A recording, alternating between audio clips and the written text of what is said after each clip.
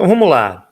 Evidências ufológicas na Bíblia. Vamos começar então a introdução do tema. Manda bala aí. É exatamente na questão da criação. Porque assim, é interessante, gente, que todas as vezes que tem uma manifestação de Deus, né, que dentro do... existe um nome para isso, é teofania. Todas as vezes que Deus se manifesta, é muito confuso pro autor ali, para quem está escrevendo o livro de Gênesis. É interessante, gente, terem esse olhar, porque às vezes a gente pensa que a Bíblia caiu do céu, né? Que a Bíblia já veio toda montadinha do jeito que ela está, né? E algumas versões têm 66 livros, outras versões têm 73 livros, e vem essa questão, né? Por que numa versão tem mais, outra versão tem menos? A gente pode perceber assim que a Bíblia foi sendo construída com o tempo, né? E que os livros da Bíblia, eles foram sendo escritos cerca de 1000 anos antes de Cristo. Foi onde começou a ser escrito os primeiros 5 livros da Bíblia, que é o Gênesis, o Êxodo, o Levítico, o Número e o Deuteronômio. Esses 5 livros, eles também são chamados de Pentateuco. E o livro de Gênesis, ele já começa dizendo sobre a criação. E no Gênesis capítulo 1, tem uma história de criação onde não tem pecado. Depois eu queria que vocês dessem uma olhada. Vocês que têm acesso aí à Bíblia, quer seja digital ou o livro aí na casa de vocês, dá uma olhada no Gênesis capítulo 1, que vocês vão ver que tem uma criação aonde não tem o pecado, não tem a semente do bem e do mal, não tem a ideia do pecado original. E Deus viu que tudo era bom. É uma história de criação.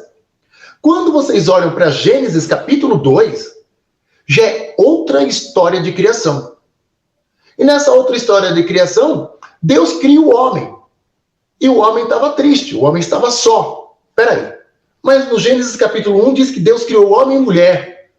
E os dois estavam bem. E que a criação era perfeita. Como que no mesmo livro, no capítulo seguinte, começa uma nova história? Deus criou o homem, criou todos os seres, né? E esse Deus, que é a energia suprema, que é um Deus todo-poderoso, ele precisou descansar. E isso eu perguntava para ele, por que Deus precisa descansar? Se Deus ele é onipotente, ele é potência. Uma potência não cansa. Mas tá bom, Deus precisou descansar. E ele criou o homem e o homem estava sozinho. E mostra que o homem, na sua solidão, Deus apresentava para eles os animaizinhos, as fêmeas, né? Como companheira.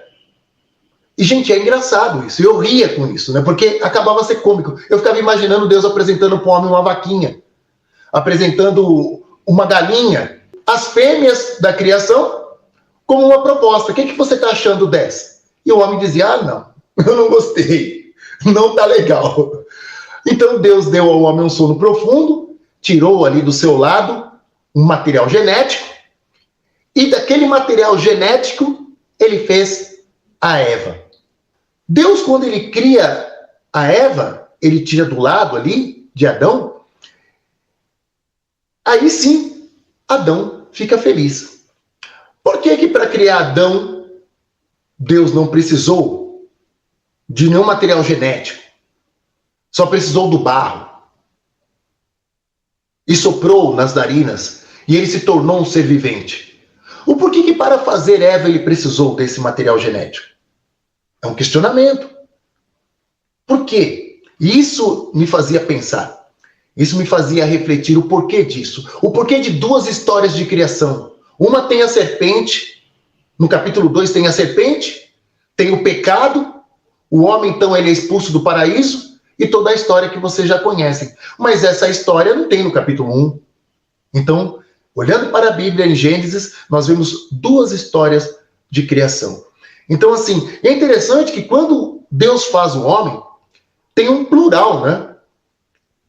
Façamos o homem a nossa imagem e semelhança. Não é singular. Não é Deus dizendo, vou fazer o homem a minha imagem e semelhança. E aí tem alguns teólogos que dizem, não, isso aí é somente uma prefiguração da Trindade. Da manifestação do Pai, do Filho e do Espírito Santo. Será? Será que esse povo que estava caminhando no deserto, sem identidade, não misturou um pouco as informações dos outros povos que já tinham uma história, uma gênese? Será que isso não aconteceu? Bem, Adão conhece a sua esposa Eva. E eles dão à luz, né? A Caim e Abel. Abel, ele era pastor.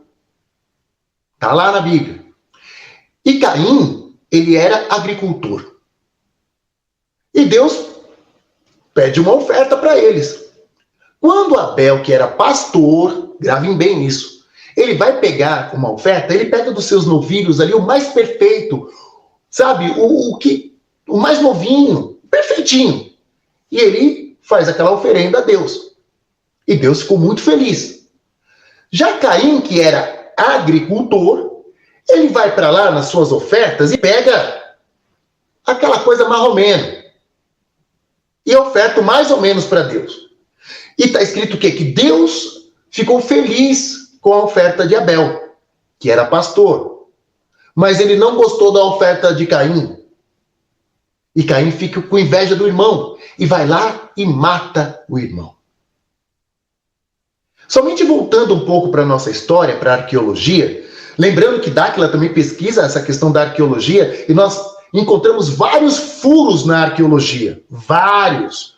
Né? Então, mas em alguns aspectos, a gente pode se apoiar na arqueologia. A arqueologia mostra que teve um período que o homem caçava, o paleolítico, né? Era coletor e caçador. E o homem foi evoluindo nesse processo aí, e ele se torna, entre um período chamado neolítico. O homem, então, passa a cultivar a terra. Nesse período que o homem começa a cultivar a terra, que alguns dizem que são há 10 mil anos atrás, outros há 40 mil anos atrás, enfim, eu não quero colocar essa questão da data, mas tem esse período que o homem, então, passa a plantar. E nesse período que o homem tem um contato com a terra, ele começa a plantar, ele começa a cuidar também da pecuária, sabe? O cuidado com a terra era a mulher que fazia. Então a agricultura estava muito voltado para o feminino. Toda essa percepção, né, o ser minucioso que é a mulher, fez com que a mulher se dedicasse com a terra.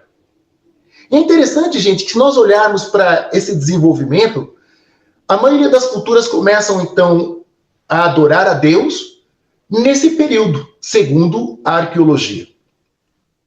E o que acontece? Isso se deve muito à presença da mulher. Então, para as tribos que eram agricultoras, as tribos que cuidavam da terra, tinham as sacerdotisas, eram as mulheres que estavam conectadas com a terra, com a Gaia e com Deus e a deusa. Interessante observarem isso também. Então, nessa história de Caim e Abel, está ali mostrando que o Abel, ele representa os pastores. E o Caim representa os agricultores. E vocês vão perceber que no decorrer desse programa, a gente vai, e dos próximos, a gente vai ver a trajetória dessa questão do masculino e do feminino.